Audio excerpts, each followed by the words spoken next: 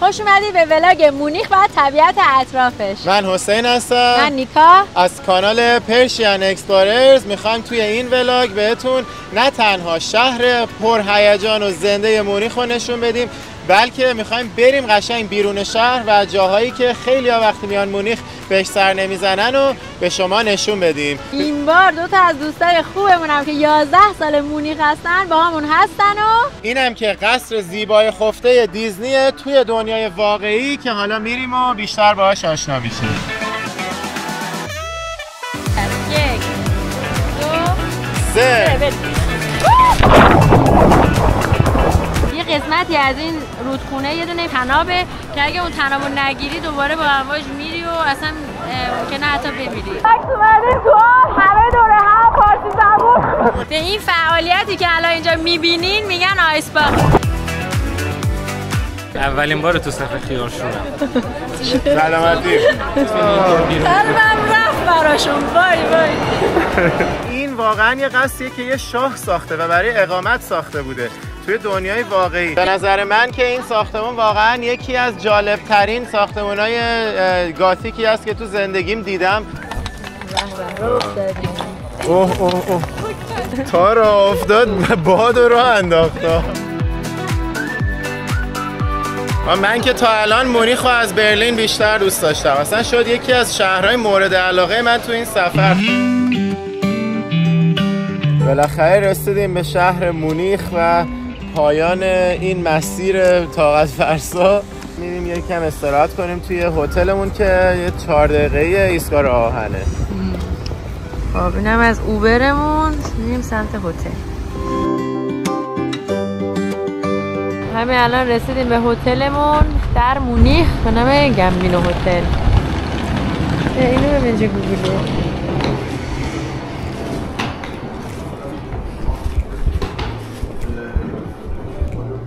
خوشگله هتل. وایبشو دوست دارم. این آسانسورش هم جالبه، نگاه کن. آسانسور اینجوری دیده بودی که دوربینش این شکلی باشه؟ نه. تو دیده بودی؟ نه، اولین باره. از اتاق من در مونیخ بریم تور کاملشو بریم. خیلی قشنگه. آره. منظرش چقدر خوبه. به به. منظرش هم عالیه.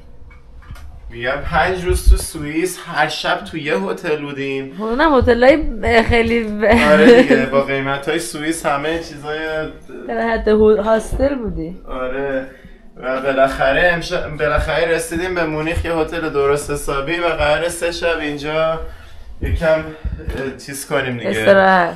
بشوره ببره. هتل‌های سوئیس رو بشوره ببره. اینم که قسمت قهوه ساز و ایناشه. اینجا دستشویی حمومه. خوبه واقعا اینجا قشنگ تمیز و مرتب و شیک. اگه ولاگ قبل دیده باشین ما قرار بود دیشب برسیم مونیخ، ولی خب یه قطار رو از دست دادیم چون برنامه‌مون عوض شد و دیرتر از لیختنشتاین اومدیم بیرون. خلاصه دیگه الان 5:30 صبح قرار بود برسیم. یه پلیس اومد تو قطار 1 ساعت معطلمون کرد. 6:30 صبح رسیدیم و دیگه الان مجبوریم یکم استراحت کنیم بعد بزنیم بیرون و ماجراهای مونیخ رو شروع کنیم. از هتل اومدیم بیرون. خیلی باحاله، تا میای وارد شهر میشی آلمانی‌ها رو با آبجوشون میبینی. و امروز با 2 تا دوست عزیز دیدار داریم. سلام. دوستامون از همراه‌های مجازیمون بودن که حالا همراه غیر مجازی شدن. اسم شما خودتون رو معرفی کنید. صبا هستم. همیشه شما از پشت دوربین و پشت تلویزیون دیدیم. خوشحالیم که الان خودتون رو می‌بینید. خیلی ممنون. مرسی که اومدین دنبالمون و خیلی خوشحالیم که در خدمتتونیم. شما معرفی کنید خودتون رو. من رضا هستم و خوشحالم که با شما. دوستان قراره ما رو ببرن این مونیخ رو بهمون نشون بدن. خودشون محلی ان دیگه اینجا. 11 سال چقدر عالی. خب پس کلی میتونیم ازتون اطلاعات خوب بگیریم. آره ما هم می‌گردیم. بچه اطراف هتلمون مثل که خیلی جای دیدنی باحالی داره. یکیش این چرخ و فلک است که خیلی‌ها میان میتونن هر کدوم از کابیناشو اجاره بکنن. حالا یا برای صبونه که غذا ببرن داخلش توی این مدت بخورن، یا برای خواستگاری میرن اجارهش میکنن. میگفتن که اینجا قبلا یه کارخونه پورش سیب زمینی بوده. یک ادامهشو خودت بگوی. از اسم فانی بعد ورشکسته میشه این کارخونه، بعدش میان ساخت و سازهای دیگه انجام میدن که شهرداری اجازه ساخت و ساز بهشون نمیده. گفتن که اینجا حسابی شبا شلوغ میشه و باحال میشه، شب دوباره میایم میبینیم. الان ساختمونایی هست اینجا که طبقه پایینش هاستل، طبقه های بالاش هتل‌های 5 ستاره است، یعنی جو خیلی پولدارا و نمیدونم حالا حتی هیپیا و هاستلیا اینا همه دوره هم اینجا جمع میشن شبا که شب دوباره برمیگردیم اینجا رو با هم ببینیم وقتی که شلوغه. اینجا دیگه اومدن کانتینر گذاشتن و بعد کار فرهنگی میکنن، پارتی میگیرن، نمایشگاه هنر برگزار میکنن. این کارخونه فانی پوره سیب زمینی هم که ریل واگناش اینجا معلومه ولی دیگه سالهاست دیگه ازش استفاده نمیشه. میتونین شما این واگونا رو هم اجاره بکنین، توش گیاه و گوجه و هر چیزی که دوست دارین بکارین و بیاین بعدش هم دروشون بکنین و بفروشین. بعد سنگاش هم که ببینین این سنگای قدیمیه از کارخونه است، این یکی جدیدن. معماری‌ها اینجا جوریه که هر یه متر یه بار سنگای قدیمی رو هم استفاده کردن که اون حال و هوای قدیمی رو هم حفظ کردن. وسط حرفتون این چقدر کار چندشی بود. در طرف پشم پا گذاشتن. یه فارت €1 کی میخواد؟ بالا این ساختمونم درایوینگ. آها. بالا این ساختمون فضای سبز گوسفند جدی؟ گوسفند هست. خب بریم بالا. اوه یه منطقه جالب. فقط از طریق مدارس و اینا برای بچه‌ها. اون آقا رو ببین تو مایو. اینجا پارتی میگیرن و پارتی های شبانه روزی میگیرن، از اونایی که دیگه میمونی شب و توش رو اقامت هم میکنی. بازیکن‌های بایر مونیخ اینجا پارتی میگیرن. همین ساختمونه. این همون ساختمونی که تا قسمت سفیدش هاستله و اون قسمت مشکیش یهو میشه یه هتل خیلی با کلاس.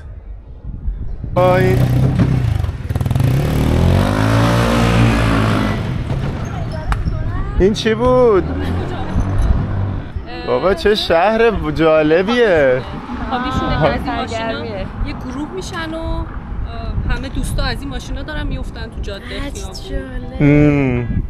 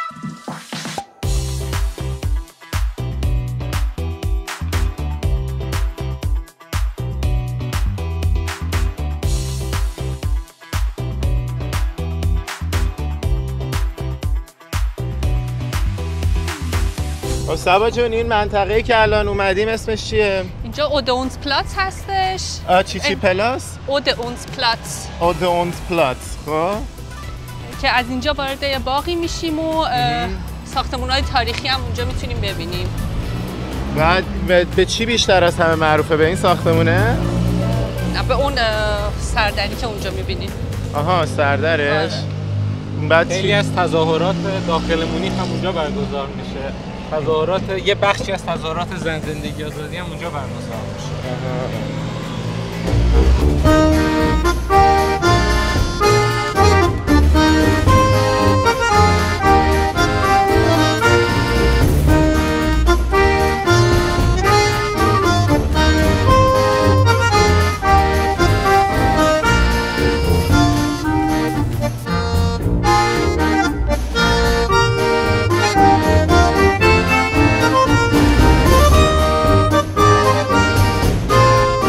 این نقطه یکی از نمادین ترین نقاط شهر مونیخه. یه دونه کلیسا به اسم تیاتین چرچ که اواخر قرن 17 ساخته شده. فرمانده کل این منطقه که لقب الکتور دارن، یکی از کسایی بوده که اون زمان حق رأی برای انتخاب امپراتور کل امپراتوری روم مقدس رو داشته.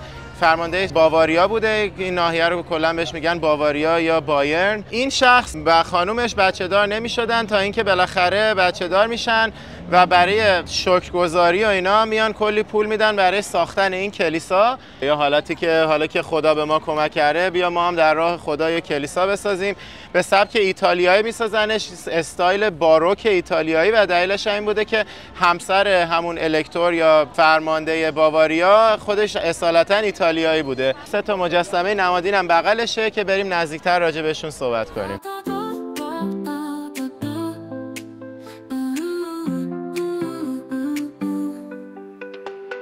Straßen voll mit Farben sprechen laut. Biergärten lachen, Menschen trauen sich raus. Isar fließt im Sonnenlicht so klar. München tanzt, mein Herz schlägt wunderbar. U-Bahn-Lüftchen, Frisur verdreht im Wind. Englischer Garten, hier fühle ich mich wie ein Kind. Lebkuchenherzen senden süßes Glück.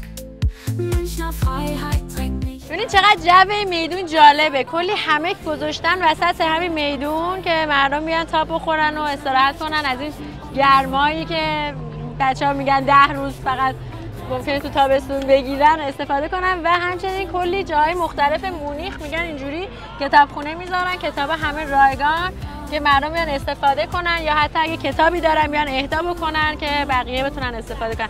اینجوریه ها، سطح علمی شهر رو میبرن بالا. بچه این تور دوچرخه سواری که میبینین تور فت تایر اسمش. اون کسی که آخر از همه داره میاده بهش میگن فت تایر که باید حواسش باشه که همه اومدن. و من 6 سال پیش که اومده بودم اینجا این تور رو دقیقاً گرفتم و با این تور شهر رو گشتیم.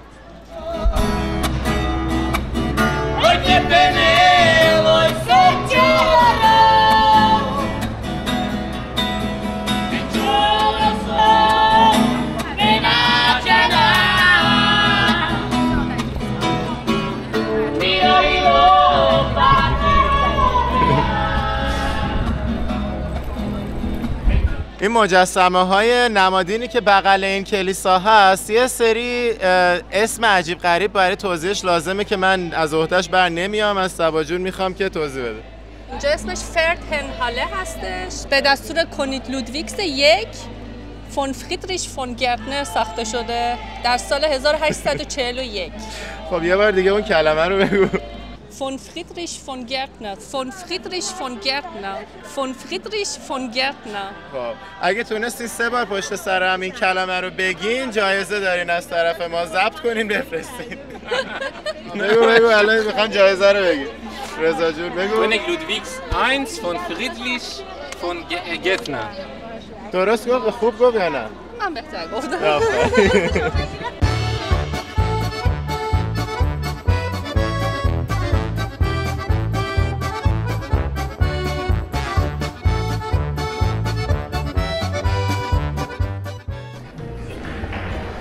اینجا هم داخل این کلیساه که اومدیم یه سر بهش بزنیم معماریاشو با هم ببینیم.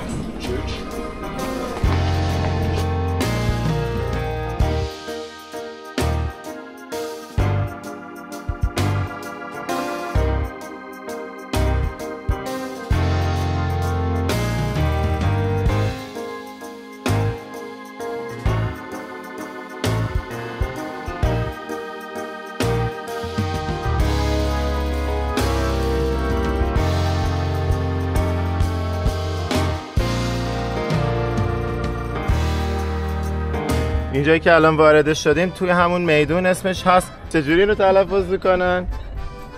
فلزر رزیدنس. فلزر، خیلی آسان‌تر از چیزی بود که فکر کردم.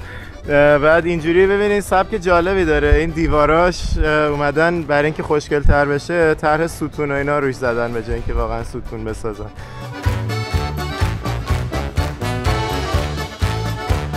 اینجا از سال 1508 تا 1919 محل زندگی شاهان بایرن بوده. آها. و خانواده هاشون. چه جالب. با اون که انقدر جای مهمی بوده خصیصیشون اومده دیواراشو یه ذره طرح واقعی تر روش بزنه.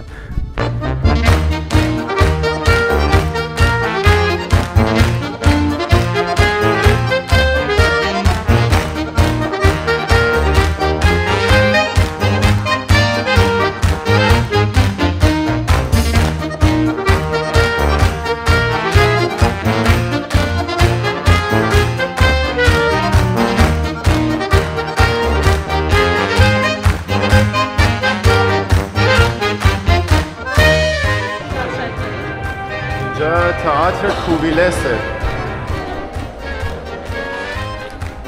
موزه همین ساختمون رزیدنس که قبلش راجع بهش صحبت کردیم. خونش واقعیه، یه نقاشی نیست. آره دیگه موزه شما نمیریم و قرینه معنوی حذفش میکنیم و ادامه میدیم. دوستان من توی این ولاگ در مورد تاریخ آلمان دیگه صحبت نمی کنم به خاطر اینکه توی ولاگ برلین راجع بهش صحبت کردیم. اگه علاقه دارین بیشتر بدونین ولاگ برلین رو ببینین. در هر صورت ولاگ برلین رو اگه ندیدین پیشنهاد میکنم ببینین. مونیخ شهر دوم از آلمان که بهش سفر کردیم، با اون که رفتیم یه دور زدیم، اسکاندیناوی رفتیم، نمیدونم سوئیس رفتیم، بعد رسیدیم به مونیخ. البته که میگن کلا شهر مونیخ نسبت به هر شهر دیگه توی آلمان خیلی متفاوت‌تره. اصلا سبک خونه ها خیلی کلاسیکه و کلا زندگی ها اینجا بهتره نسبتا به هر شهر دیگه و چون تو جنوب کشور آلمان قرار داره آب و هواش هم باز نسبت به هر شهر دیگه توی آلمان بهتره. قیمت ها هم همینطور، قیمت ها هم بیشتره به خاطر همین قضایی که گفتم. خیلی هم حالت تاریخی و مثل خود حالا شهرهای دیگه‌اش خیلی ساختمان‌های تاریخی قشنگی داره. تفاوت فازی که داره اینه که کلا مونیخ سمت جنوب آلمانه، برلین سمت شماله. یعنی یه مثال خوبی از فرهنگ و نمیدونم حال و هوای جنوب آلمان رو تو مونیخ باید ببینی، برعکس شمالیشو توی برلین باید ببینی. البته خب شهرهای خیلی باحال دیگه هم آلمان داره که ما تو این سفر وقت نکردیم بریم. همون جور که گفتم اینجا خب از نظر کلا زندگی و اینا بهتر از شهرهای دیگه آلمان هستش. سطح درآمدها هم بیشتره ولی خب از اون ور شهر گرونتری هم هستش.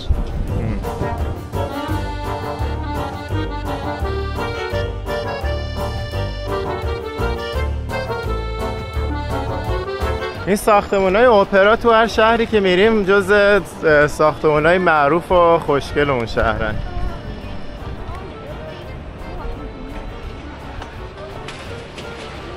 چقدر کفتر رو کله اینا داره.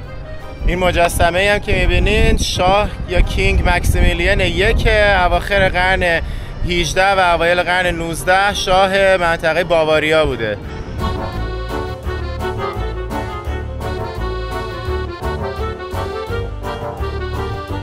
وسط خیابون لاکچری بازا وایسادم. اینجا گرونترین خیابون مونیخ هستش که میگن اصلا خود بازیکنای بایر مونیخ میان اینجا دور دور رو خرید میکنن و به این سمت. آره ماکسیمیلیان اشتراسه. آره دیگه اینجا برای لاکچری بازاست.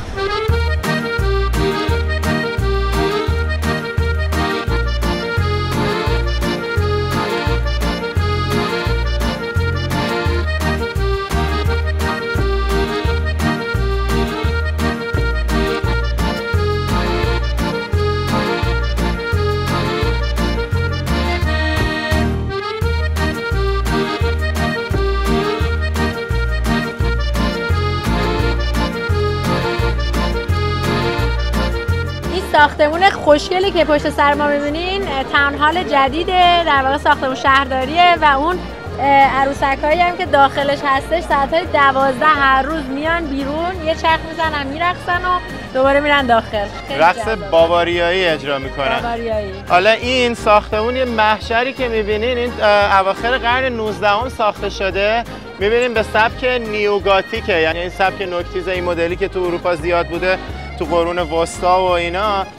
نیوگاتیک موقعی که اومدن همین سبک رو توی قرن‌های اخیرتر به حالت قدیمی درست کردن، مثلا لا ساگرادا فامیلیای بارسلونا و این ساختمون، به اینا میگن نیوگاتیک. دلیلی هم که ساختنش این بوده که دیگه اولد تاون رو حس کردن ظرفیت کافی نداره. اولد تاون حالشون که دقیقاً همین بغله اینجا. به نظر من که این ساختمون واقعاً یکی از جالب‌ترین ساختمان‌های گاتیکی است که تو زندگیم دیدم. لا ساگرادا فامیلیای بارسلونا رو خیلی دوست داشتم ولی اون کلیساه. یه چیز جالبی که راجع به این هست اینه که حتی کلیسا هم نیست، ساختمون شهرداریه و من این سبک معماری رو هیچ وقت برای ساختمون شهرداری ندیده بودم. جزئیات و طرح‌هاش فوق‌العاده جذابه. حالا یکم زوم می‌کنیم روی این مجسمه هایی که دور و برش هست.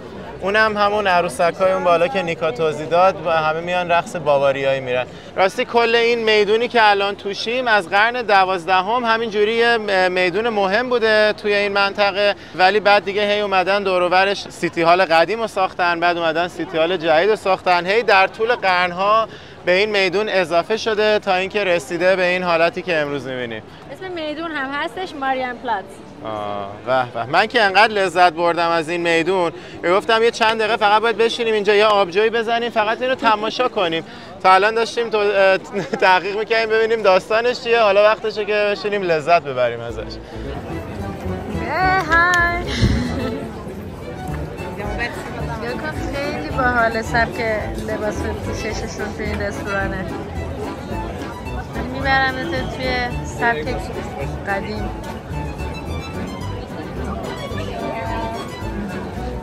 به اینا میگن لباس بایرنی، لباس محلیشونه، لباس دخترها، لباس آقایون. و به اسم لباسش هم چی میگن؟ لدر هوزه. لدر هوزه. آره. مال مردا لدر هوزه، مال خانم‌ها چیه؟ دینده.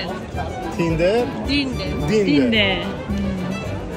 بچه این ماهیچه هایی که جلوی این افراد میبینین دارن با اشتها میخورن و به نظر میاد که خیلی خوشمزه و شاید هم واقعا خوشمزه باشه، بهش میگن ماهیچه خوک و اسمش چیه؟ شواینهاکسه. و جوری درست میکنن که بیرونش کریسپی میشه و داخلش نرمتر میشه. و گفتی که چی میگن بعد برای اینکه آلمانی بشی باید چیکار کنیم؟ اینو باید بخوری که نشون بدی که با فرهنگ آلمانی افت شدی و تو فرهنگشون نفوذ کردی. مسئله به شوخی میگن که باید موقع شهروندی باید حتما از اینا بخوری وگرنه به شهروندی آلمانو نمیدن. طرف چه گوشتی میزنه بر بدن. اینا لیوانای خیلی سنتی بایرنه که توش تو اکتبرفست، مخصوصا تو اکتبرفست توش آبجو میخوره. چقدر بزرگه؟ خیلی هم لیوانای گرونی هست. بزرگاش 36 کوچیکاش 10 یورو. اینا همین لباساشونه که پوشیده بودن الان. اینا لباس خانوماش. تردیشنالش اینجوریه، پایینش یه ذره پلوفتره، بالاش یه ذره نازک‌تر میشه و یه ذره هم گرون‌تر هم از 70 یوروه. تو این فقط استان بایرن از اینا هست و تو اینا تو اکتبرفست مخصوصا بیر میخوره. بیری که خیلی معروف و طرفدار داره. آره. بیشتر بیر گندمه که بهش میگن وایس بیر. وایس بیر. آره. پس بریم یه دونه وایس بیر بگیریم. این هم متروی ماریان پلاتس که ما میریم برای سوپرمارکتش. در جستجوی وایس بیر. حسین داره تن و بدنش میرزه برای آبجو، میگه اوکیه آقا اوکیه. نه به خاطر اینکه اون میدونه واقعا بدون آبجو هدر میره. اون قصره اصلا من چون رانندگی اصلا باور هنوز دارم ذهنم داره پردازش میکنه اون قصر زیبا رو. تا حالا ندیده بودم. بالاخره به هدفم رسیدم. با این منظره زیبا یه دونه آبجو بزنیم. شما هم آبجوتون رو بگیرین دستتون. سلامتی همگی.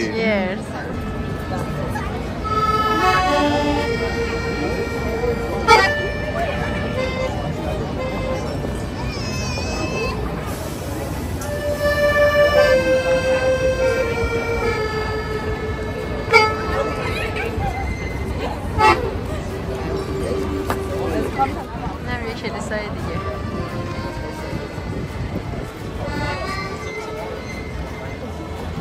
چه خطرنه داخل این کلیسا.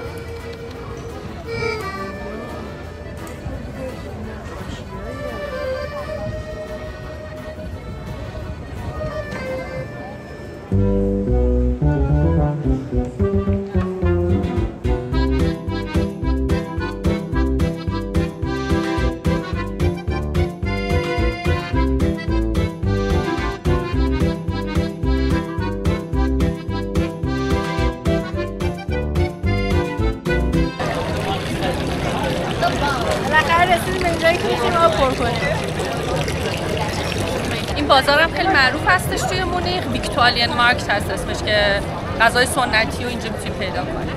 خیلی هم وایب باحالی داره. اینجا نوشته اسمشو.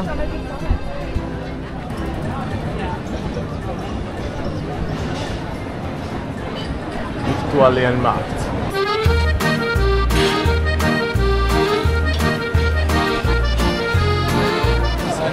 فلافل این منطقه خیلی معروفه. ساندویچ فلافلش معروفه؟ و خب سوسیسای آلمانیش هم که دیگه در واقع تردیشنال این منطقه است که اونا هم خیلی معروفن. واو عجب وایبی داره این شهر، عجب حال و هوایی داره.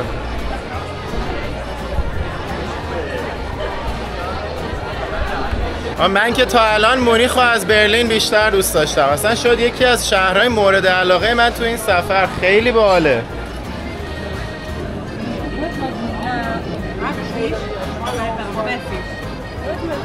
دقیقا همون سوسیسیه که میگن خیلی خوشمزه است. صبحونه روز جمعه ها تو بایرن تو مونیخ همراه با بوگتسه و سس خردل شیرین و راستیه میشه یه صبحونه تریدیشنال روز جمعه بایرن مونیخی که بعد گفتی با چربی خوک هم هست. آره. قیمتش هم 1.5 یوروه برای هر 100 گرم. اینجا شراب فروشی هست، گوشت فروشی هست، لبنیات و کلی خریدای روزمره مردم میتونن از اینجا انجام بدن و این وسط هم میتونن بشینن آبجوشون رو بخورن و با هم دیگه وقت بگذارن. ایول خیلی جای باحالیه. بچه‌ها کلم قمریه. اینا کوهرابی توی آمریکا هم به همین اسم میشناسنش، ولی همون کلم قمری خودمونه که شیرازی‌ها تو کلم پلو استفاده میکنن. توی تاس کباب کلم استفاده میکنیم دیگه. من خیلی کلم قمری رو دوست دارم.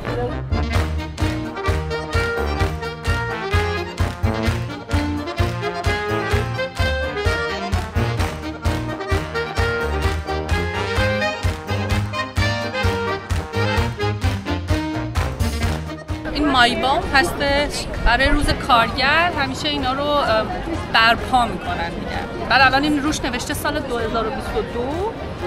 ممکنه چند سال دیگه دوباره بیارنش پایین، دوباره یه روز اول می یه دونه دیگه برپا کنن.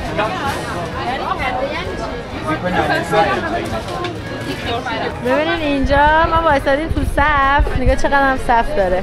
این صفی که میبینین شاید باورتون نشه، ولی صف اینه که بیان خیارشور بگیرن، یک عدد خیارشور و بخورن. هم شورش هست هم شیرینش هست و مثل خیلی خوشمزه است، چون همه دارن همینجوری صف وایسادن که بخرن.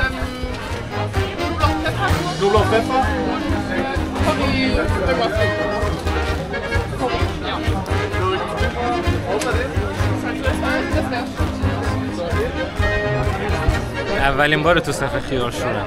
آره فکر کن به عمرمون ما تا حالا تو صف خیارشور رو نساده بودیم که الان وایسادیم. ولی خیلی باحاله، یعنی فکر کن تو صف وایسی بری خیارشور بگیری تو همچین جمعیت باحالی یه دونه خیارشور نفری. خب اینها اینجا سمپلشه.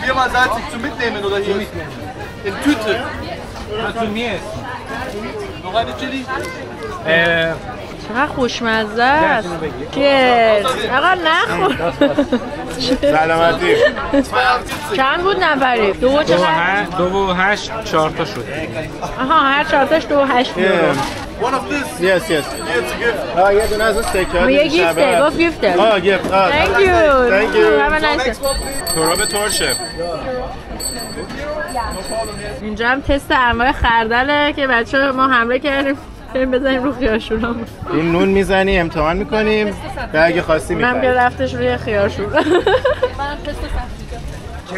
kendi ürünümüz, kendimiz yapıyoruz. دیگه اینا رو خودمون میکاریم، اینا رو خودمون درست میکنیم و خودمون هم اینجا میفروشیم. senin oğlan hangisi? Benim oğlan orada beyazlıydı. Ozan. Ozan. Hi, nice to meet you. ممنون ممنون oldum. این دوستمون رضا ارومیه‌ایه، به ترکیه استانبولی هم مسلطه. کلا استعدادش تو زبان عالیه، هر زبانی میره کلا اوریجینال حرف میزنه. Bizim kendi buraya özel reseptimiz. میگه رسپی خودمون رو داریم. özel yapmış. این رسپی مخصوص خودمونه، خیارامون هم خودمون میکاریم، خودمون درو میکنیم، خیارشورامون هم خودمون درست میکنیم و رسپیمون هم مخصوص خودمونه. The same on spicy. The chili gurke. Just one or two? Two. تشکر. I will give you another one. Thank you. این دیگه با همون حال کردم اینجا داره خیارشور مهمونمون میکنه. Which one is this one? That is the garlic pepper one. Garlic pepper. Very good. Oh, thank you so much. نه خیلی خوبه. واو عالیه. تشکر. با اینکه چاقن خیلی داده بودم پس خوردن. آره. اینجوری بگم. آره. فکر می‌کنه این خیارشور ترک نیست ولی میگه اینم پسر کوچیک منه. میگه اینم پسر کوچیک منه. اسمش چیه؟ Memnun olduk. Senin adın ne? Alper. آلپر؟ Alper. آلپر. Alper هم پسر کوچیکشه، ایشون هم پسر بزرگشه. بسیار عالی. Büyük oğlan, küçük oğlan. خیلی هم شبیه همه. آره. İkiniz de çok birbirinize benziyorsunuz ha. Belli zaten. Fabrika burada. Aynen. Aynen.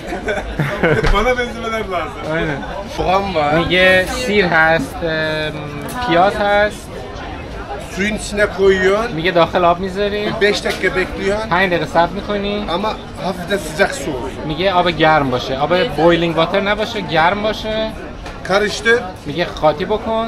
Eti yanına normalde makarnayla yiyiliyor ama eti yanına, balığın yanına sos olarak koyuyor. میگه به عنوان سس میتونی کنار غذای گوشتی یا کنار ماکارونی اسپاگتی استفاده بکنی. تشکر. sağ olasın. Teşekkürler. چه بال بهمون ادویه هم داد ببریم. آخه مهربونه. اینم اسم خیارشور و ادویه فروشی این دوستای باحال ترکمون که دیگه اومدین مونیخ حتما بهشون سر بزنین. دقیقاً بغل این پست است دیگه، نمیشه متوجهش نشد. زار اک گیمبه ها شرکت های سهامی عام و خاص و اینا تو آلمان آخرشون گیمبه ها تموم میشه. آها. شرکت زدن به اسم خودشون. چون محصولاتشون رو خودشون درست میکنن، شرکت زدن، ثبت کردن. قسمت بعد زیتون. حیف که زیتون پرورده نداره. اوه عجب زیتونیه. بریم دیگه بچه، ما سیر شدیم، نهار رو میخوریم.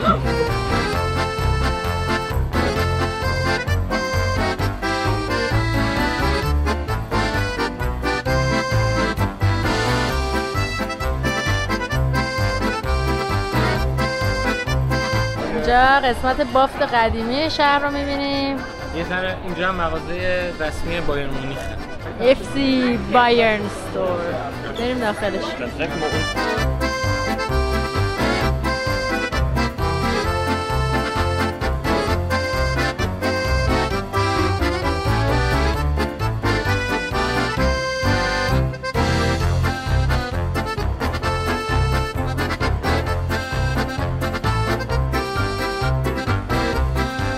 هاپتراو هاوس.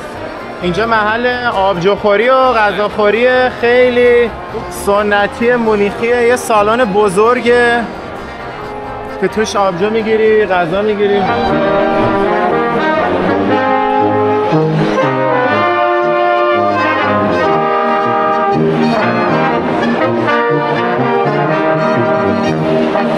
نیکا اینا رو وای چقدر کیوتن.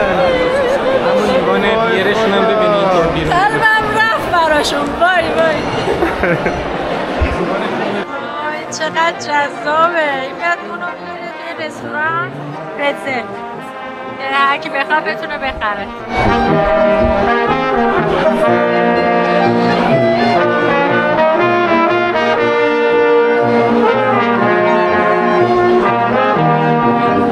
اینم منوشه. تمام بدنم بالا.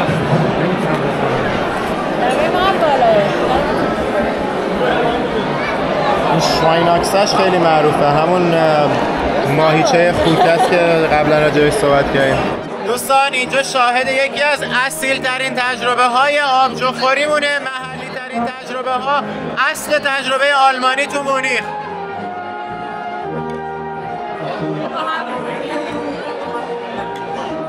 سلامتی. آلمانی میشه زنبول. شنبول.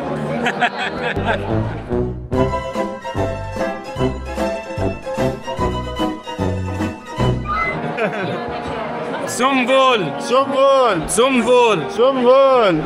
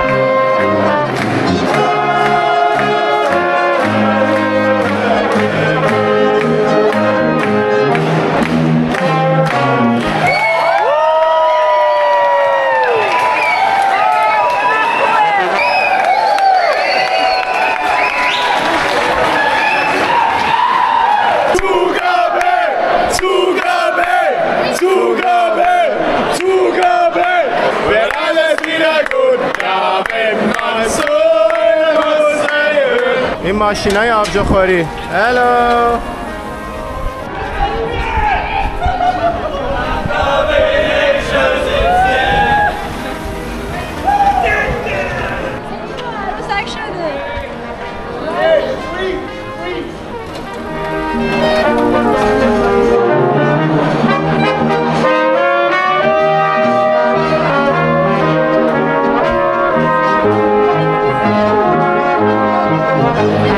اینجا کلاب P1 یا P1 به انگلیسی، یکی از کلاب‌های معروف مونیخه که بازیکن‌های بایر مونیخ هم اینجا خیلی میان و تو خبرهای فشن و مد و اینا تو آلمان خیلی معروف این کلاب. تو این کلاب خیلی همیشه اتفاقات خاصی میفته، آدمای سلبریتی میان اینجا، خیلی از بلاگرها و بازیکن‌های بایر مونیخ اینجا پیدا میشن و خیلی هم منوی خیلی گرونی داره.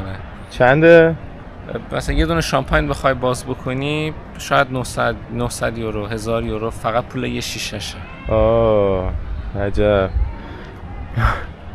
آبجو چنده؟ آبجو اینجا نمیدن. آها، به کلاسشون نمیخوره.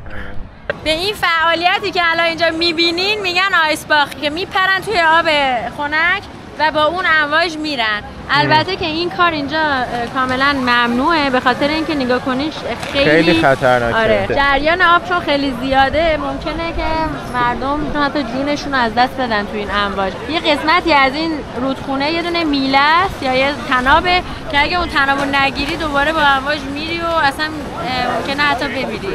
آره، ولی سالی 1-2 نفر میمیرن. به طور معجزه‌آسای ملت اینجا معمولا زنده میمونن، ولی خیلی خطرناکه.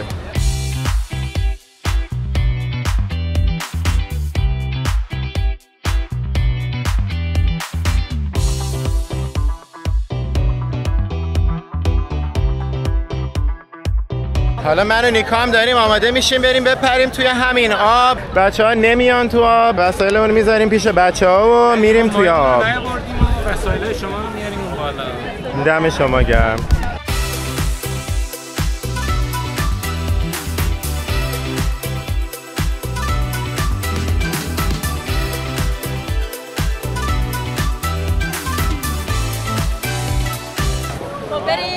آره، حالا من و نیکا هم آماده شدیم دیگه. ما هم داریم میریم جز این جمعیتی که دلو میزنن به دریا، یعنی به معنای واقعی کلمه دلو میزنیم به دریا به امید اینکه چیزیمون نشه. بزن بریم. 1 2 3 بریم.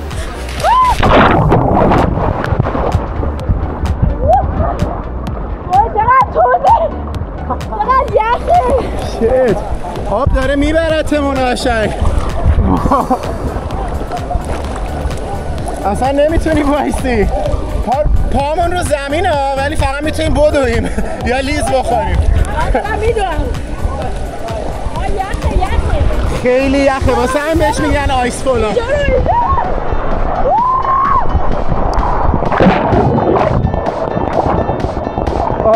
جدول بود حامله.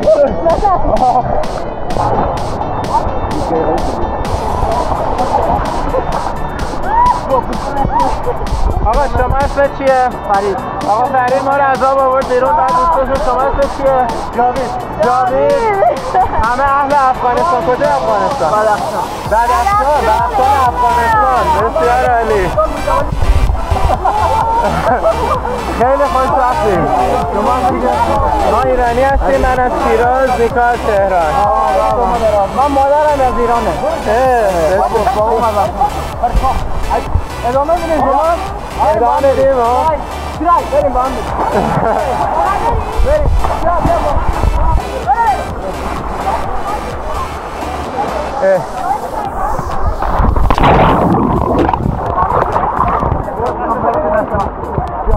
اینجا خیلی دیگه تند شد.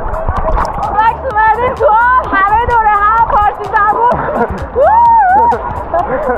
اصلا کیف میده. چی اینجاییم؟ 8 سال. 8 سال خورده ای. 8 سال خورده.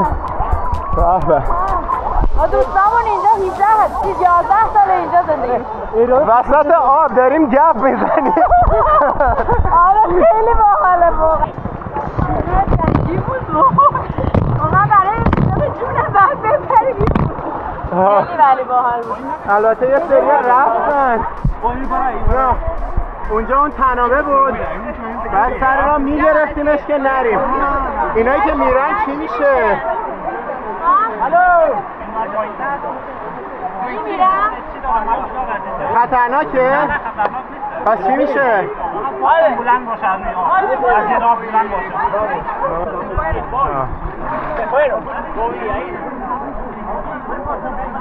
چه تجربه جالبی بود. مثلا هم نشستیم با این دوستان صحبت کردیم برسیم. تجربهش فوق‌العاده بود. خیلی جالب بود. بعد آخرش من ترسیدم گفتم اوه چقدر موج شدت آب خیلی زیاد بود. بعد صفر میچسبیدیم تا برسیم میله بغل آب و بعد دیگه میله رو میگرفتیم میمدیم اینجا.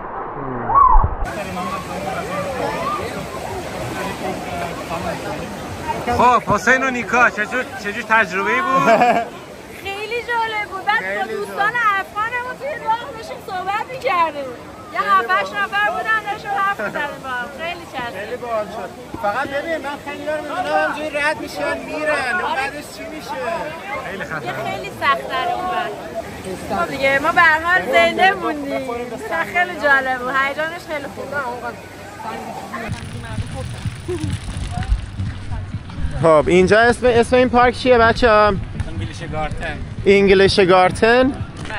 اینجا انگلیش گاختنه. بعد همه اومدن دارن والیبال بازی میکنن و موسیقی میزنن و حال و هول.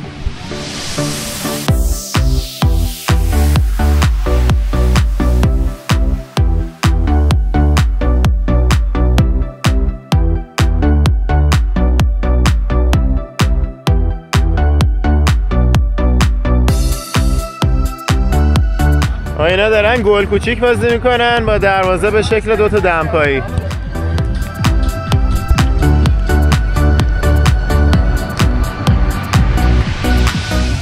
اینجا حافظیه مونیخه.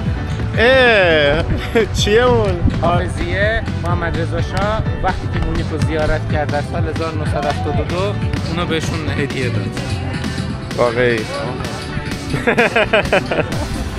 حالا قضیه حافظیه چیه؟ من خدا نمیدونم چیه چیز شبیه حافظیه است. خلاصه ما نفهمیدیم آخر این حافظیه مونیخ قضیهش چیه؟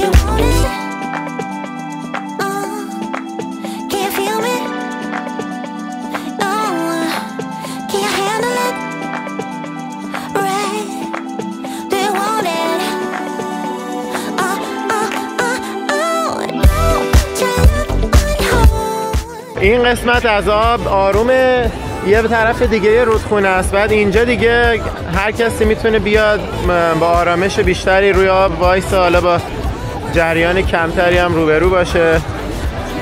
اگه هم خواست میتونه بیاد بیرون.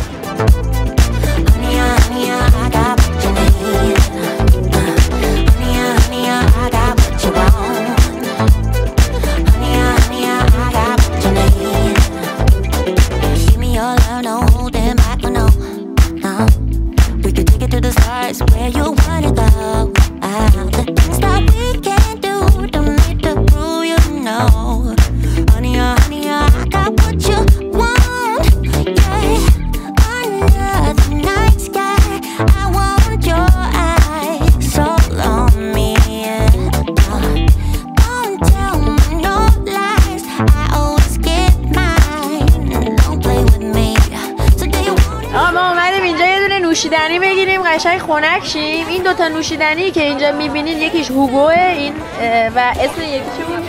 اپرول. اینا 2 تا از نوشیدنیاییه که خیلی معروفه توی آلمان. این یکم شیرین ایتالیایی هم هستش. اینجا سیروپ داره، من همش میزنم. الکلاش چیه؟ خیلی بالاست. الکل بالاست؟ اوه خب پس میگیری اینو بخوره بگیرتت میفته تو اون قسمت‌های وحشتناک رودخونه دیگه همینجوری میری با جریان. بعد این خیلی تلخ بود، من اینو امتحان کردم واسه این مال خودت، اصلا نمیتونم بخورم. این خوب بود، این یکم شیرین بود و دیگه حالا ببینیم. هوگو چاوز اینه که خیلی خفن‌تره. هوگو چاوز؟ خب آره تو هوگو چاوزه. چرا خفنه؟ هوگو چاوزه. چرا؟ هوگو چاوز یه آدم خیلی خوشمزه است بچه‌ها. خانم پسنده. نه باید میگه.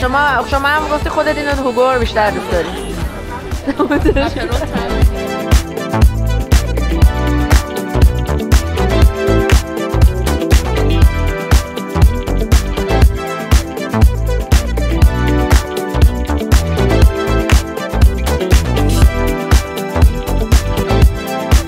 حالا رسیدیم به یه دوست عزیز دیگه که ما رو همینجا اتفاقی توی پارک یهو آقا بهنام ما رو شناخت و لطف کرد بامون اومد یک خوشبشی کردیم. بله خیلی خوشحال شدم دیدمتون توی شهر زیبای مونیخ. کاش بتونم بیشتر بهتون خدمت کنم. مرسی. بهنام جان 13 ساله اینجا زندگی میکنه. بهنام یکی از 14 سال خب یکی از خوبیای اینجا و یکی از بدیای اینجا رو به من اگه قرار باشه بگی چیه؟ از طرف خودت. یه عجب سوالی. از طرف خودت دیگه. آره. خوبی خب همه چیزش خوبه، قانون، سبک زندگی، کیفیت زندگی اینا. بعدیش اینه که هواش خوب نیست دیگه، امروز خوبه فردا خراب، فردا خوبه پس فردا خراب. بعدیاش خودش هم داره ولی چیکار کنیم دیگه عادت کردیم. حسابی هم که می‌بینی ورزشکاری و دیگه همش میری دوچرخه سواری. ممنونم. میگه آره بهنام جون میگه من الان 13 ساله اینجا ماشین نگرفتم، فقط دوچرخه به خاطر اینکه عاشق دوچرخه سواری ام. یعنی دمش گرم. آره بعد یاد بگیره. یاد بگیرید مثل شبیه بهنام جون باشید. همه ماشاءالله ورزشکارن. آره کلا همه همراهای ما همه اهل سفر و همه کیفیت بالا مثل خودت دیگه. قربون شما. خیلی خوشحالم. قربون شما. خدا نگهدار. امید دیدارتون.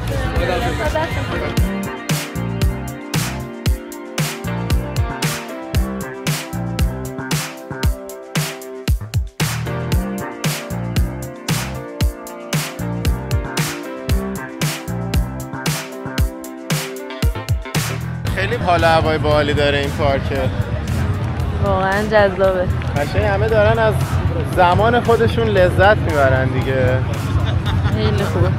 بچه‌ها دیدین تو ایران هندو نمیذارن بغل رودخونه خنک بشه، اینا اومدن آبجوهاشون رو گذاشتن بغل رودخونه خنک شه. به به. حالا اینجا قسمت آروم آبه، من میخوام دوباره برم تو آب، خیلی هم سرده.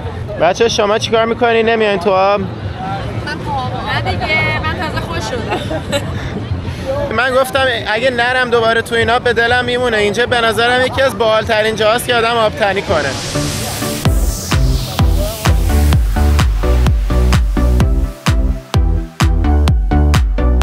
مجبوری راه بری دیگه، آروم آروم وایسادن وای میستی همینجوری میبینی آب داره به زور هولت میده جلو.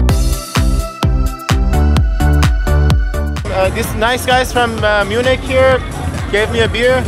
Cheers, guys. Cheers. Thank you so much. Yeah, cheers, man. What's your name? Christian. Christian. What's your name? Max. I'm Hussein. Nice to meet you. Nice to meet you too. حسین هم دوباره روی آبجو کش رفت و اومد. خب چیکار کردی؟ رفتم با این آلمانیای عزیز یکم گپ زدم، بهم یه آبجو دادن، گفتن بیا اینو بزن حال میده تو این رودخونه. بعدم واقعا راست میگفتن، میگفتم ببین چه تفریح باحالیه اینجا، چقدر خاصه و کاملا هم مجانی. و واقعا من خیلی با مونیخ حال کردم. ضمن این همه کشور ما رفتیم با اون که این همه رودخونه‌های خوشگل همه جا هست، یه همچین چیزی که همه بیان کنار رودخونه بشینن آبجو بخورن برن تو آب جریان آب ببرتشون، من جای دیگه ندیده بودم، مطمئنم هست بازم، ولی برای من این خیلی خاصه، خیلی دوست داشتم. چه منظره خفنیه، این همدیگر هم دازه خیس میکنن آبادی میکنن. چقدر اینجا کیس ازدواج میتونه پیش بیاد، این داشتم به این فکر میکردم. دخترها پسرها میان اینجا، پسرها میان همینجوری دخترها رو توی راه خیس میکنن، بعد آشنا میشن و شماره و اینا و دیگه تو راه برگشت شماره رو میگیرن و میرن و دیگه تموم. آره داشتم فکر می‌کردم اینجا جای خوبیه برای که مچ میکینگ. آره من هنوز دارم سرچ میکنم ببینم قضیه این حافظیه‌ای که وسط این انگلیش گاردنه چیه. هنوزم به نتیجه نرسیدم. رضا شروع کرد توضیح دادن، گفتش که اینجا رو محمد رضا پهلوی تو سال 1972 اومد اهدا کرد به مونیخ. بعد یهو گفتش شوخی کردم. من همچنین داشتم به خودم حال میکردم، گفتم ای چه اطلاعات خوبی. بعد گفت شوخی کردم. دوباره ما رو تو سردرگمی گذاشتی رفتی. مونوپیتروس در سال 1837 ساخته شده. اوه آره که اینجا حافظیه نیست، ولی بچهای اهل دل میدونن که حافظ با آبجو حتی با شراب جور میشه، ولی اینا با آبجو جورش کردن.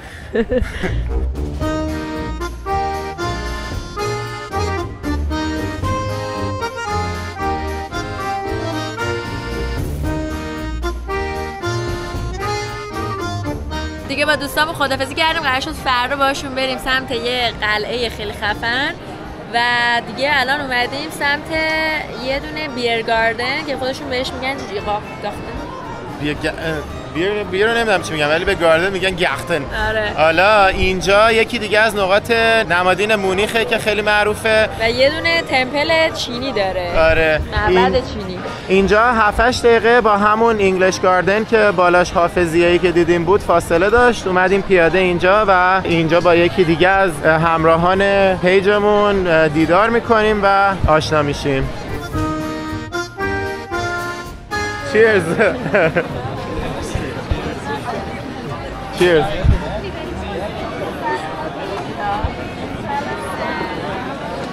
این شما و این دوستای دیگه ما، دوستای عزیزم، خودتون رو معرفی کنید. سلام، مرضیه هستم.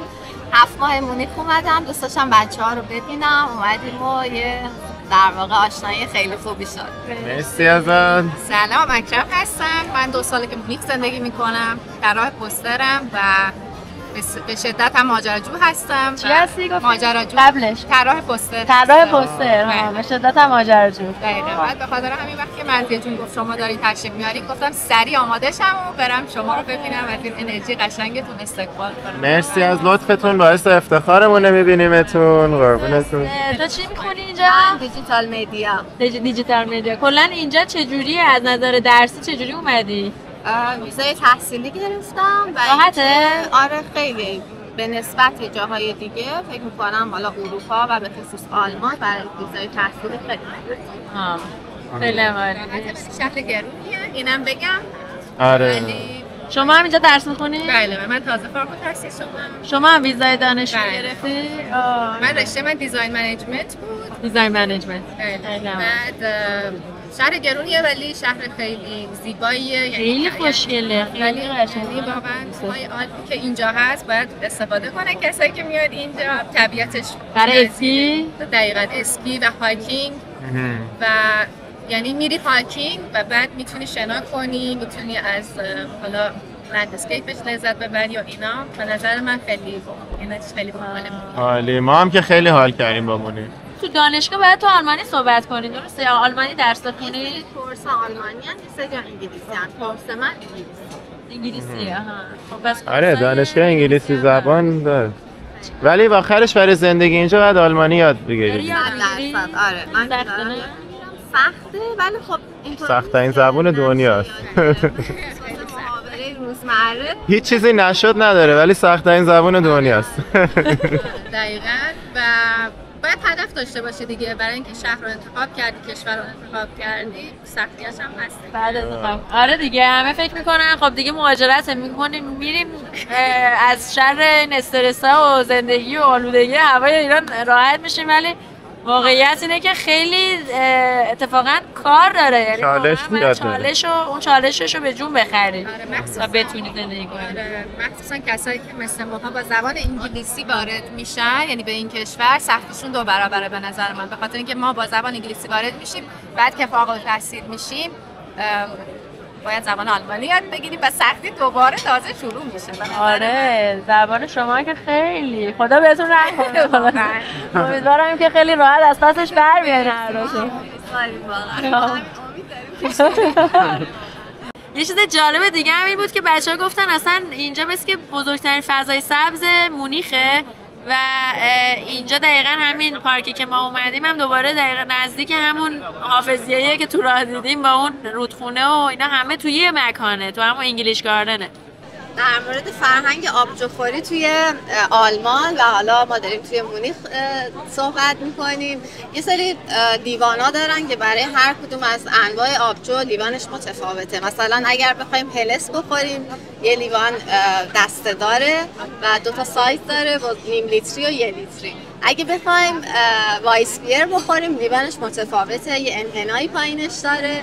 وایس بیر به جای جو از گندم استفاده شده ولی آبجو از جوست. در مورد اینکه یه سری فرهنگای خیلی جزئی تر وجود داره برای آبجو خوردن دوستمون ادامه میدن. من حالا زیاد اهل بیر خوردن و اینا حالا نیستم ولی چیزی که تجربه من بود خیلی باحاله به نظرم.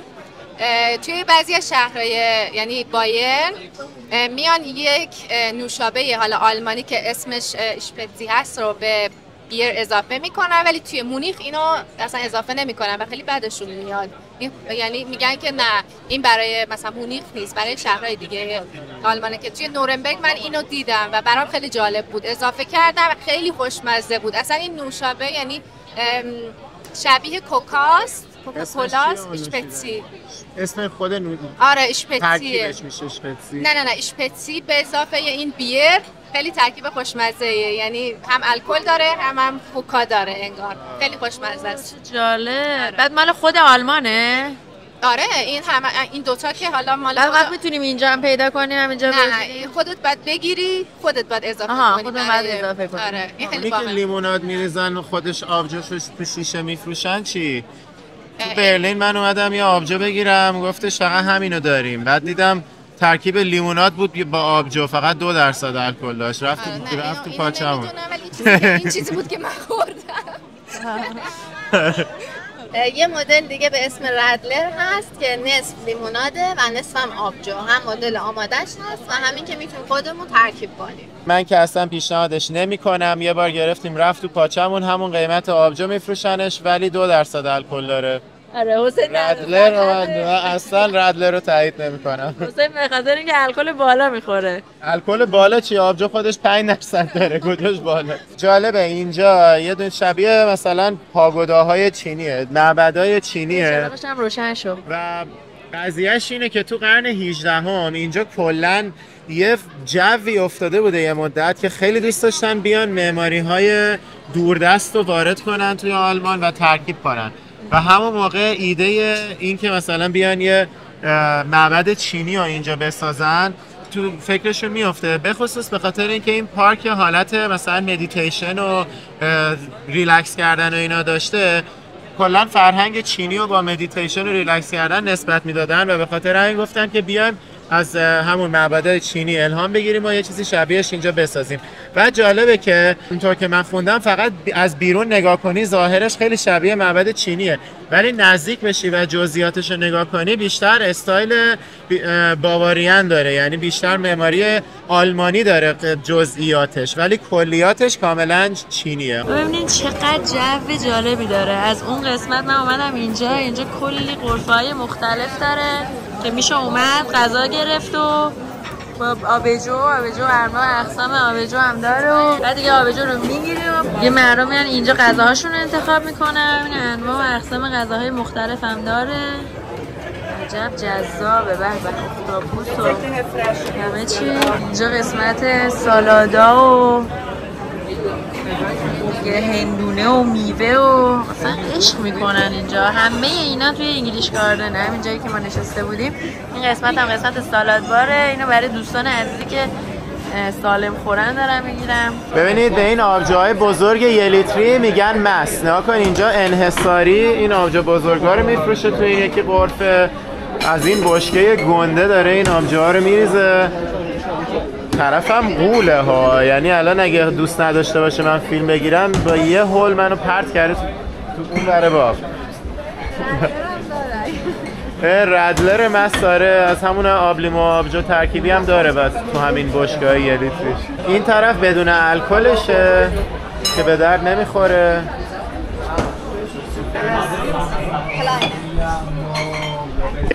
غذاهامونو گرفتیم. اینجا جالبه، از یه طرف فقط میشه وارد شد و همه چیو که گرفتی اینجا دیگه برای خروج حتما باید پولو حساب کنی بعد بری بیرون. غذامونو هم گرفتیم اومدیم نشستیم. مرضیه جون و اکرم جون لطف کردن حساب کردن. هرچی هم گفتم بابا شما دانشجوین، بابا زشته آخر نذاشتن دیگه. خلاصه دستتون در نکنه. توی این فضا واقعا در کنار دوستان بسیار میچسبه. حالا این هم یه غذای خیلی کلاسیک جنوب آلمانیه که این کلم ترشا رو با یه سوسیس با هم میخورن. این سوسیس سفید کلا که حالا توی آلمان خیلی میتونید اینو ببینید، ولی اصالتش برمیگرده به شهر نورنبرگ آلمان. حالا چیزی که نورنبرگ چه جالب. خب حسین بخور ببینیم طعمش چطوره. رضا اینا که خیلی ازش تعریف میکردن. میگه از صبونه خیلی میخورن اینجا، درسته؟ چطوره؟ خیلی خوشمزه است. خیلی؟ حالا چون دو تا دوستامون خودشون از طریق دانشجویی اومدن، ویزای دانشجویی گرفتن و اینجا به صورت دانشجویی دارن زندگی میکنن، گفتیم که خوبه یه سری اطلاعات هم بگیریم ازشون کلا راجع به هزینه‌ها برای دانشگاه‌های خصوصی، دانشگاه‌های دولتی و اینکه کلا کار و اینا کاروبارش چجوریه. خب در مورد دانشگاه‌های آلمان خیلیاشون خب همه شنیدیم که دانشگاه اینجا رایگانه، میتونیم تحصیل رایگان داشته باشیم، ولی واقعیت اینه که حتی دانشگاه‌های دولتیش هم تا حدودی شهریه دارن، یه شهریه‌های ترمی محدودی دارن و اینکه خیلی از دانشگاه‌ها خصوصی هستن و شهریه تقریبا بالایی دارن. مثلا دانشگاهی که من درس میخونم ماهیانه 640 یورو هزینه‌شه و دانشگاه دیگه حتی بیشتر از این هم هستش و اینکه واقعا تحصیل به اون معنا رایگان وجود نداره و به خاطر همین شهریه‌های پایین که اکثر دانشگاه‌های دولتی هستن اسکالرشیپ‌های خیلی کم و محدودی هم اینجا وجود داره، مخصوصا برای مقاطع ارشد که اینو باید در نظر داشته باشیم وقتی که می‌خوایم برای آلمان اپلای تحصیلی کنیم. منم در مورد کار دانشجویی می‌خواستم بگم توی شهرهای بزرگ خیلی کارهای دانشجویی زیاده، مخصوصا مونیخ واقعا از لحاظ کار خیلی عالیه، یعنی کسایی که مخصوصا میخوان در مورد رشته خودشون کار پیدا کنن، ولی شهرهای کوچیک هزینه پایینه ولی کار سخت پیدا میشه. این یه نکته‌ای که باید در نظر بگیرن بچهای داخل ایران. دقیقاً. و زبان آلمانی مخصوصا برای کار پیدا کردن، حالا چه کارهای دانشجویی چه بعد از فارغ التحصیلی، زبان آلمانی خیلی مهمه. اگه برنامه‌تون اپلای تحصیلی برای آلمانه حتما از ایران آموزش زبان آلمانی رو شروع کنین، چون اینجا که آدم میاد کلی کار داره، درس داره، خیلی سر شلوغ میشه، کمتر میتونه برای زبان وقت بذاره. دانشگاه دولتیشون چی؟ یه سری هزینه‌های ترمی دارن، مثلا حدوداً ترمی بین 80 تا 100 یوروه و شاید یه سری هزینه‌های کوچیک‌تر ترمی اونقدر زیاد نیست. بعد حالا اون وقت خود آلمانیا اکثرا میرن دانشگاه دولتی یا خصوصی؟ یه چیزی که من بین آلمانیا دیدم طرفدار دانشگاه رفتنشون خب خیلی کمتره به نسبت کسایی که مثلا ایرانی‌ها یا کسای افراد کشورهای دیگه، ولی خب هم دانشگاه دولتی میرن هم دانشگاه خصوصی میرن. من خودم کلی همکلاسی آلمانی دارم ولی دانشگاه دولتی بیشتر میرن. و اکثرا من حالا چیزی که شنیدم آسپیلدوم یا همون انگار که بعد از دیپلم حالا ایرانی ما یک برای بگی یه لحظه بعد برگرد.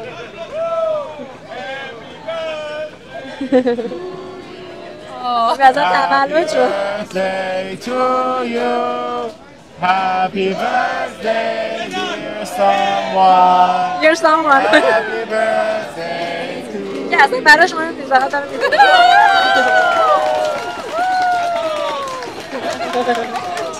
چه جالب. میفرمودید. آره داشتم چی میگفتم؟ آره آسپ بیشترشون اصلا وقتی که دیپلمشون رو مثلا میرن یه دوره‌ای رو میگذرونن که فقط کار بلد باشن. مثل کارآموزی ترکیبی از درس و کارآموزی. هم کلاسای آموزشی تئوری دارن هم عملی دارن، مستقیم آماده بازار کار میشن و سریعا هم میتونن با اون مدرک کار پیدا کنن. از ترانسپورتیشن چه جوریه حمل و نقل؟ به نظر من مونیخ واقعا عالیه، یعنی همه جور ترانسپورتیشن هست. برای دانشجوها قیمتی هستش که برای دانشجوها با یعنی برگه ثبت نام میشه 29 یورو، ولی برای آدم‌های معمولی 69 یورو برای یه ماه. بله برای یک ماه، ولی قبل از ماهی که قرار بیاد بگیری 49 یورو میشه اگر بتونی بگیری. و اینکه یک سری شهرهای دیگه هم هستن و دانشگاه‌های دولتی ولی نه توی مونیخ سمستر تیکت دارن و تردد توی اون شهر براشون کاملا رایگان حساب میشه. ولی مونیخ این امکانو نداره. اینم عالی. مرسی.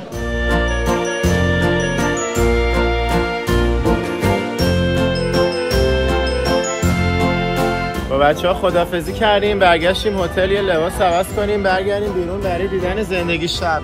فقط نگاه کنید چه هتل اونجاش باحاله، دقیقاً روبروی این چرخ فلک است و بغل بهترین مرکز زندگی شب شهر مونیخه که به زودی میریم نشونتون. آره تازه این جای اصلیش نیست، یه ذره اونورتره، ولی نگاه همینجا هم که میای همینجوری آدما نشستن دور و بر رو همین میزا دارن چند تا آبجو میزنن و حال میکنن. پیش به سوی هتل و بعد هم برگشت به خیابان‌ها. این ماشیناشون خیلی جالبه. امروز دیدیم یکی سوار شده بود، عجب ویراژی هم میرفت. حالا ما دوست داریم خودمون هم امتحانش بکنیم. نشد براتون درست فیلم بگیریم چون سریع رفتم. ساعت 11 شب یه استراحت کردیم هتل، برگشتیم که بریم زندگی شبانه این دور اطراف هتلمون هم ببینیم.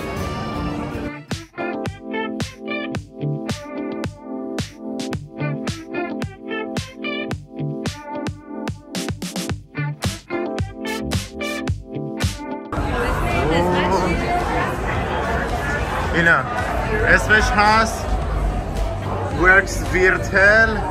بعد اینم تازه یه نقشش هم کشیده اینجا که یه وقت ما روبروی همین چرخ و فلکیم تو این قسمت ها. آره ما هتلمون اینه، اینا گمبینو هتل، ما تو هتل گمبینویم و کل این منطقه قسمت معروف شهر برای زندگی شبانه مخصوصا جمعه و شنبه.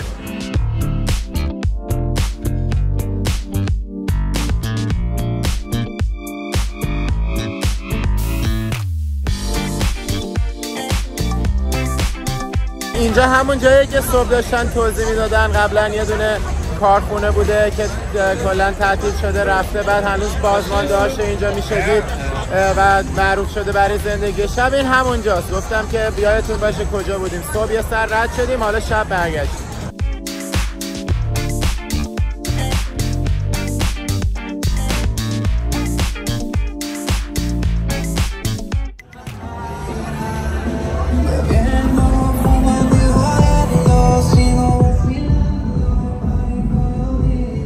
کلابای زیرزمینی هم داره. وای چقدر شلوغی. بس که بلند تعطیل آخر کسی نیست، بارتندر نیست. یه چیزی رو که بچه‌ها میگفتن راجع به اینجا این بودش که به خاطر اینکه اون ساختمون هتله که طبقه‌های پایینش صبح گفتیم هاستل، طبقه‌های بالاش هتل خیلی گرونیه 4-5 ستاره است، به خاطر همین این قسمت کلی آدمای جور با جور می‌بینین، از آدمای هیپی گرفته، آدمایی که حالا تو هاستل میان معمولا میمونن و آدمای خیلی پولدار که هتل‌های حالا 4-5 ستاره مثلا این هتل که خیلی هم گرونه میمونن و اینجا همه با هم تو یه ترکیب می‌بینید.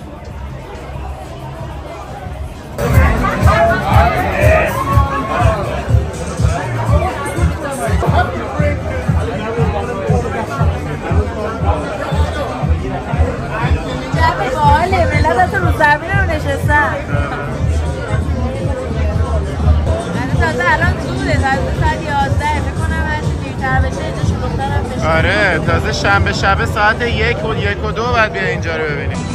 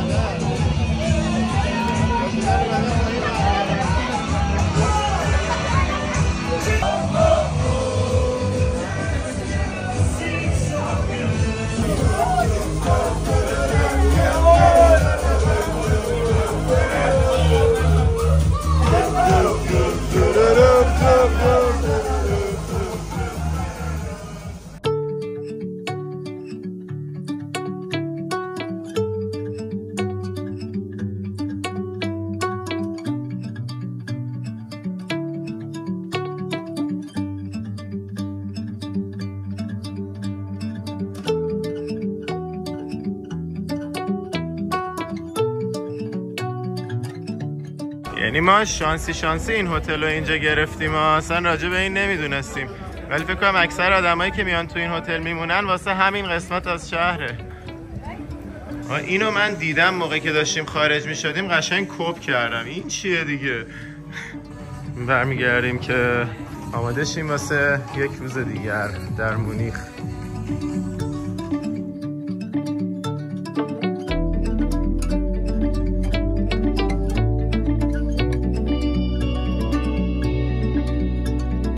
صبح روز دومه توی مونیخ. الان با این قطار اومدیم جایی که دوستامون رضا و صبا زندگی میکنن، نزدیک این دریاچه است. الان از اینجا میان دنبالمون که بریم با هم دیگه جای زیبای اطراف مونیخ رو بگردیم.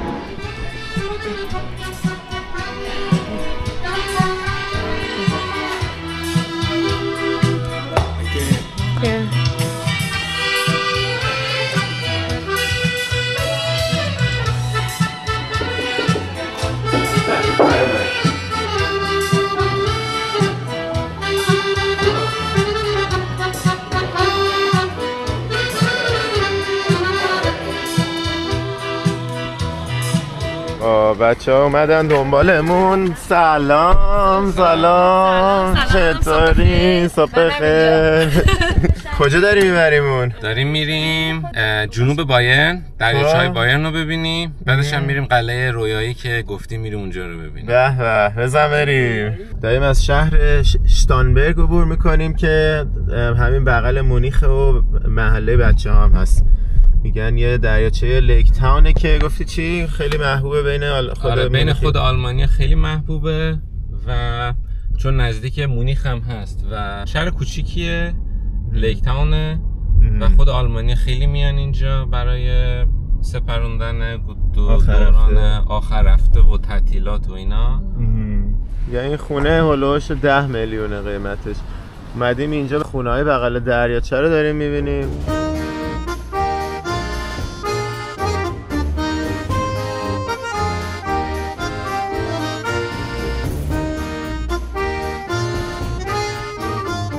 خونه رو ببین. این خونه مثلا با اینکه کوچولوه کنار دریاچه است، این 4-5 میلیون مینیمم قیمتشه، با اینکه خونه خیلی چیزی هم نیست، خیلی لوکسی هم نیست.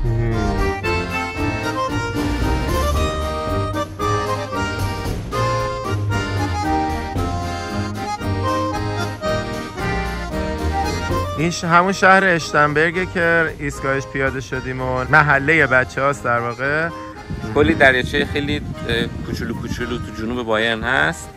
این بزرگترینشونه که شمالش یه شهریه به اسم خود دریاچه اشتانبرگ و یه ذره که اینورتر که جنوب که میریم یه شهر دیگه ای هست. شهر که میگم یه لیک تاون های خیلی کوچولو کنار همن. اون شهر مثل مونیخ و اشتوتگارت اینا در نظر نگیرید. یکی دیگه هم هست اونجا به اسم توتسینگ که وسط های دریاچه اشتانبرگ هست و همینجوری تا جنوب تاونای خیلی کوچولو کنار دریاچه هستن که این سمت هم که ما الان ایستادیم اسمش برگ از توابع اشتانبرگ، یکی از در واقع جاهای خیلی لرد نشین اشتانبرگ، اینجایی که ما الان ایستادیم. شما نظری نداری؟ ما لردیم، ما همون لردی هستیم که میگیریم، ما از همون ما اومدیم اینجا همینجوری هر روز صبح به صبح میریم اینجا لذت میبریم.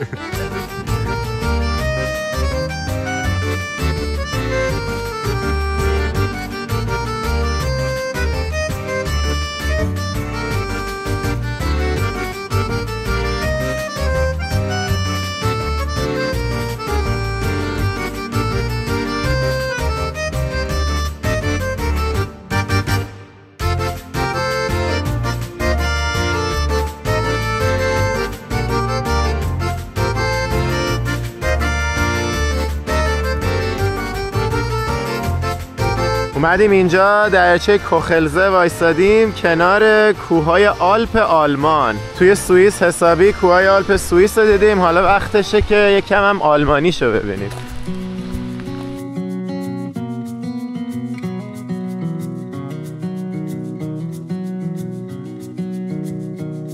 شیفارت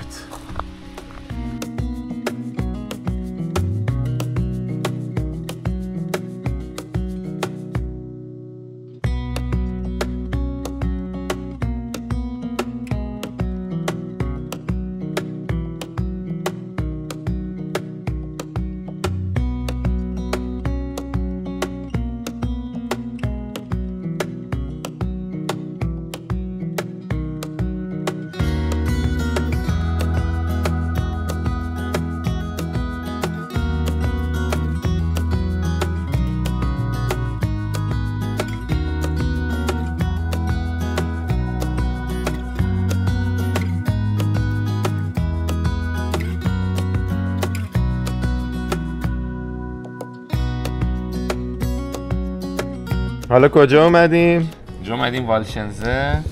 قبلیه کوخنزه بودیم. کوخلزه این والشنزه کنار همن. رنگاشون فرق داره. به نظر شما ولی این خوشگل‌تره دیگه نه؟ شخصی دیگه. من تو با تلکابین هم میشه رفت بالا ولی فعلا ابری تلکابینش هم اینجا زده قیمتاشو. اینجا هم زده. 18 یورو برای ادالت درسته؟ برای ایرواکسنه بچه نه ادالت ایرواکسنه میشه ادالت. اون رفت و برگشت. آها رفت و برگشت 18.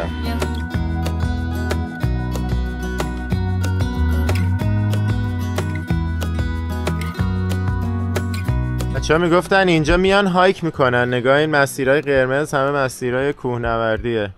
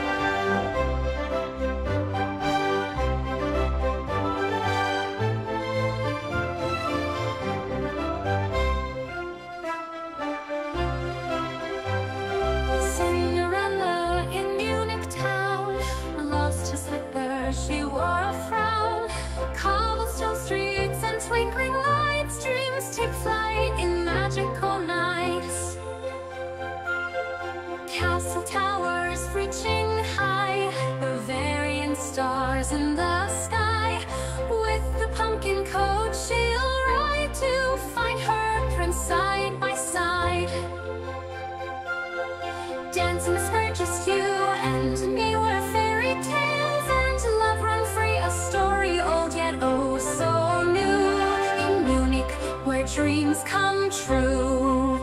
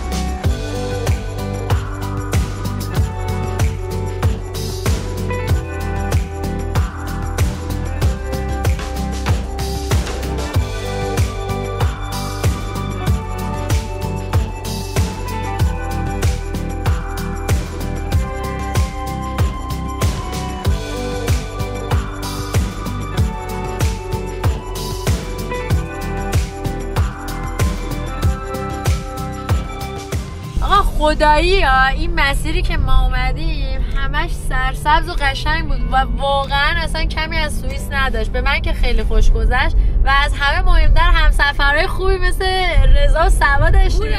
نورا من همیشه میگم اصلا سفر بهترین قسمتش همسفر خوبه که دیگه ما اینجا داشتیم و خیلی میگن خوش شانس بودیم که بچه‌ها در این سفر با ما همراه بودن. الان از اون دورم داریم نویشواینستاین رو میبینیم.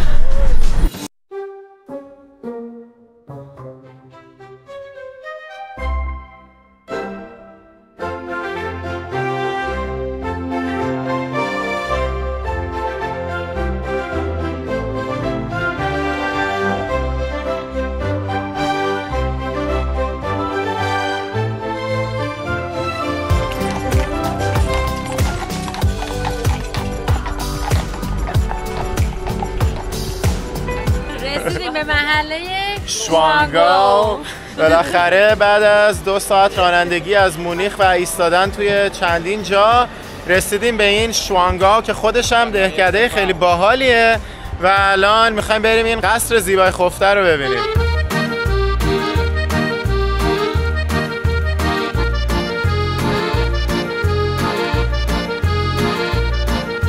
برای بالا رفتن هم میشه پیاده رفت، هم میشه از این کالسکای اسب استفاده کرد که ما الان تو لاین وایسادیم بیان دنبالمون. نفری هزینه‌اش 8 یوروه که 10 نفر هم ظرفیت داره. خلاصه ما منتظریم که کالسکای اسبمون بیاد و ما رو ببره قصر سیندرلا. قصر سیندرلا چیه؟ قصر خودمون. قصر خودمون. نگاه اون درشگره هم هست ولی اون سایبون داره ولی این بهتره. اوه اوه اوه اوه این لوبیا زده.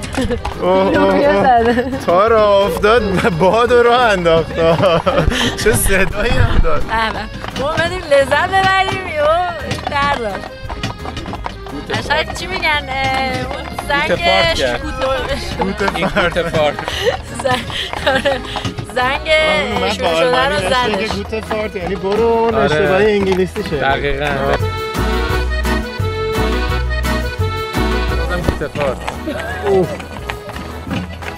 اوه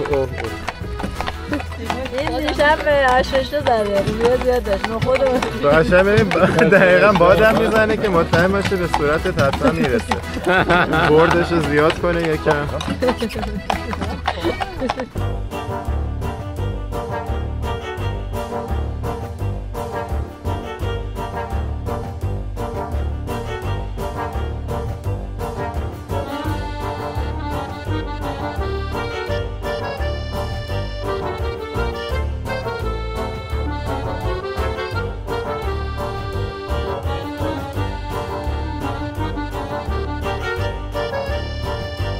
از اسبمون پیاده شدیم، بقیه مسیر رو داریم پیاده میریم.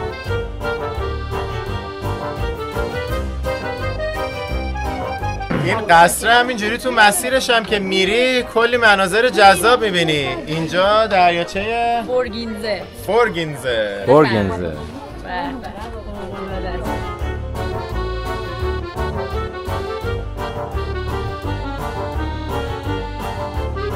از سوغاتی فروشه اینجا این یه دونه مگنت 10 یورو و دیگه بقیه‌اش هم همینجوری قیمت‌های مختلف داره. عروس مادر رو ببین. ای خدا.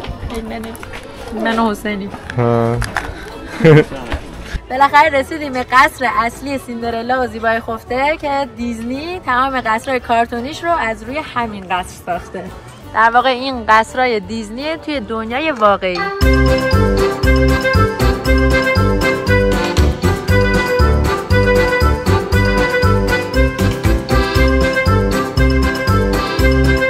دلیل اینکه این قصر انقدر معروف شده و حتی میگن که دومین ساختار معروف کل آلمانه، به خاطر اینه که تو وقتی بخوای قصرهای کارتونی این مدلی رو ببینی باید پاشی بری دیزنیلند، ولی این واقعا یه قصریه که یه شاه ساخته و برای اقامت ساخته بوده.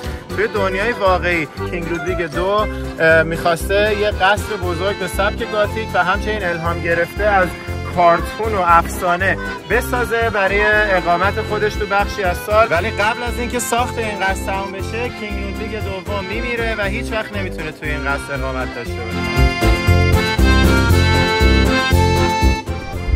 طبیعتی هم داره. کینگ لودویگ خوش اشتها بوده اینجا میخواسته برای خودش قصر بسازه.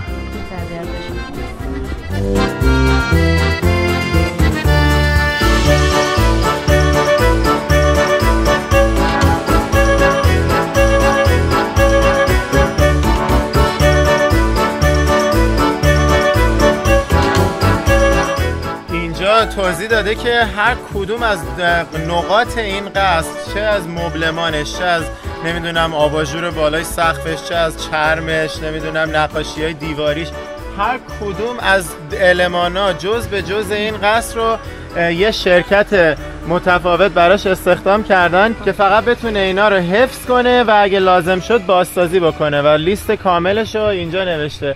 داخل قصر هم که مثل اینکه باید از 2-3 هفته قبل بلیت بگیری تا بتونی وارد شی که ما دیگه به هر حال برامون دیدن بیرونش ارزش داشت، هرچند که نمیتونیم وارد شیم، ولی این شکلیه.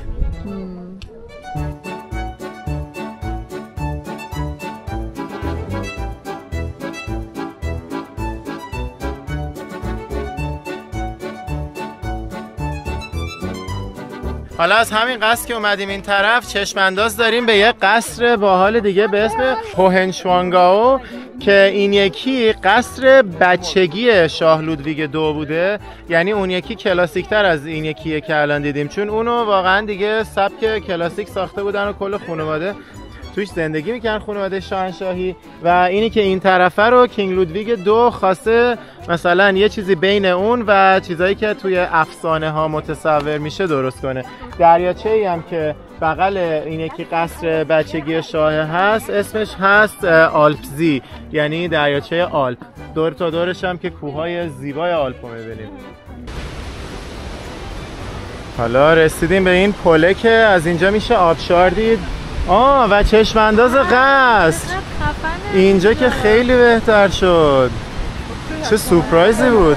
ایول. و اینم آبشار زیر پامون. 2 تا آبشار و اون ورش هم قصر. خیلی خوشگله اینجا، فوق‌العاده طبیعتش جذابه.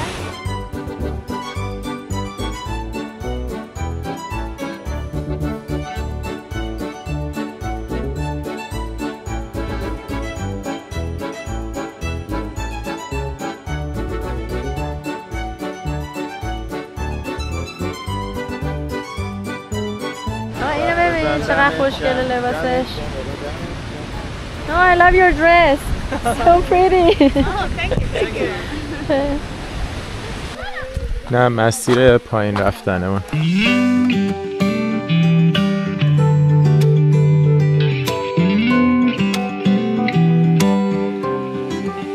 نزدیکتر شدیم به این یکی قصرها اوریجیناله. آره ولی از اینجا اصلا ابهته که از بالا داشتو نداره. آره قبول دارم. بچه نگاه کنید اینجا پارکینگیه که ماشینمون رو پارک کردیم، همه اینا توریستن با ماشین اومدن. این از ایتالیا، این از چک، اون از ندرلند، هلند. آره هلندیه. این یکی از خود آلمان. دویچلند. فرانسه. عجب جالب. هر ماشین از یک کشور بود. چه باحال. این دوتا احتمالاً با هم اومدن.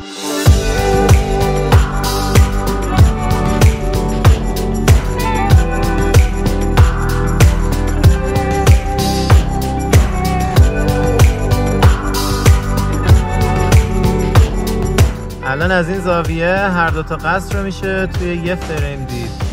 این از نوشواینستاین و این از هوهنشوانگائو.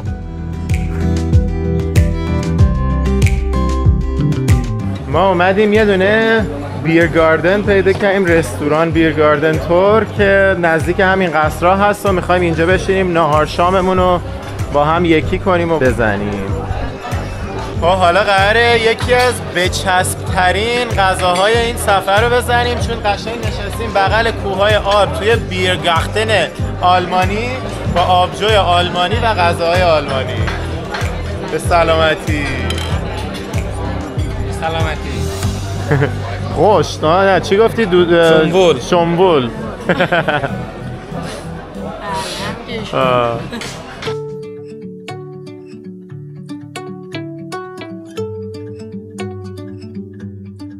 من غذای اسپشال روزش گرفتم که یه گوساله بود با سس و اینا. منم یه گوشتی گرفتم که تو سس آبجو محلیشون درست شده. گولاش بهش میگن. به چه حیاتی جذاب هم هست. شبیه خورشته ولی با نون ذرت تور. اینم که شنیتسل معروف آلمانی اتریشی. بسیار عالی. سبا هم که رفته بیاره رفته گل بچینه.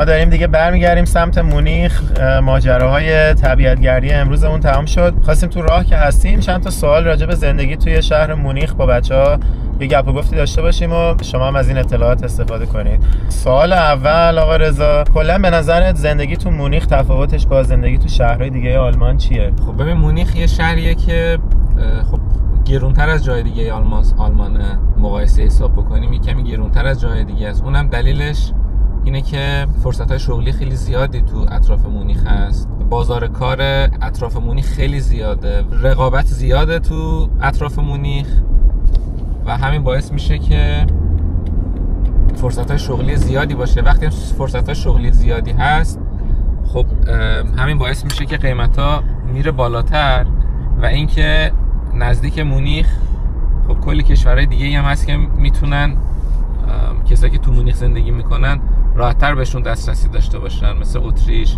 مثل ایتالیا و مثل سوئیس.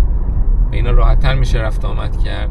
و از همون قدیم هم استان بایرن یا استان باواریا که حالا به انگلیسی میشه باواریا، یه استان خب نسبت به جاهای دیگه آلمان یه ذره مردم متفاوت تری داره و از لحاظ فرهنگی یه کمی متفاوتن، حتی زبان خودشون هم دارن، بایریش.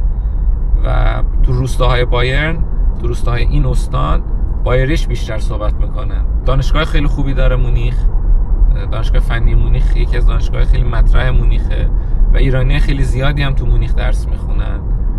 ولی خب مونیخ یه شهری نیست که دانشجوها یا زندگی خیلی راحتی داشته باشن. هزینه ها بالاست، هزینه خوابگاه بالاست، هزینه اجاره خونه بالاتر از جاهای دیگه آلمانه و همین هم باعث میشه که مورد توجه دانشجوها نباشه مونیخ. پس بیشتر کجا رو دانشجوها ترجیح میدن؟ شهرهای کوچیک‌تر مثل آخن، مثل نورنبرگ، مثل اشتوتگارت.